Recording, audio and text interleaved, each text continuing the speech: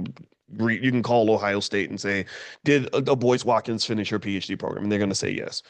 Um, so because this is my area, I have to say, like, stop letting people make you think that there are people who can predict which stock is going to be the next big stock.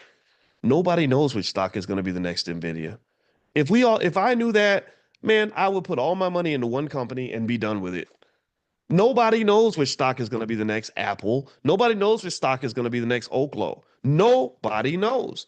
And what's challenging for me is I have a bunch of people who never took a finance class in their life, don't have a degree in nothing, who will sit there and tell people, "Oh, buy this and buy that, and this stock is going to be big." And people will take advice from those. They'll have a cousin who with a GED who says, "Oh, I found a good stock you should buy," and we'll go buy the stock because your cousin said it. And I encourage you, just stop for a moment and ask yourself, is there any evidence that this individual has any stock picking capability? And if and I can tell you that as a person who's read thousands of research papers on this topic, they study this all the time.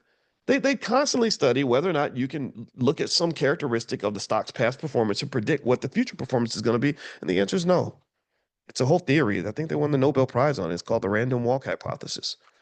So what I told the brother was I was like, okay, boys, come on, because I admit I told you all about about the connection. Dr. Alicia in our Black Financial Therapy department is doing research on the connection between childhood trauma and our financial decisions, and what she's really exposed to a lot of us is how trauma affects you in so many other areas of your life. So I was heavily traumatized, so I have to monitor that. So I was like, okay, boys, let's not do a trauma response because I know you're angry. Let's try to be calm and make it clear because I get fired up when people just when I'm just it's like, why are we even having this conversation? Because I'm not going to debate with you over this. I debated my dissertation chair. That was traumatic enough. So the way I would describe it to you, if you even want to hear what I have to say,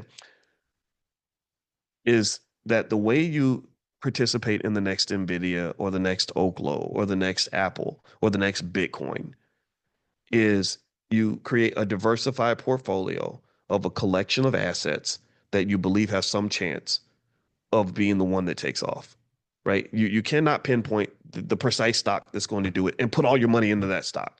And also, you can't look at the stock that is doing well and say, "Oh, I shouldn't have put my money here. I should put all my money in the stock that's doing good. That was doing good. I'm gonna put all my money in that." Don't do that.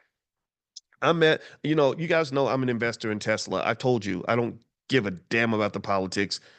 You could talk about that in the voting booth. I told you what I think about Tesla in terms of the robots and all the AI. We've talked about this. But I did meet a brother on a plane, 32 years old, and he was a millionaire. I was really happy for him. And we were talking about his investments. And he was into a lot of black wealth and financial stuff. So I had a COVID mask on, so I don't think he knew he was talking to me. And when I took it off, he kind of flipped out like, "Oh, oh my God, I didn't know you were a doctor."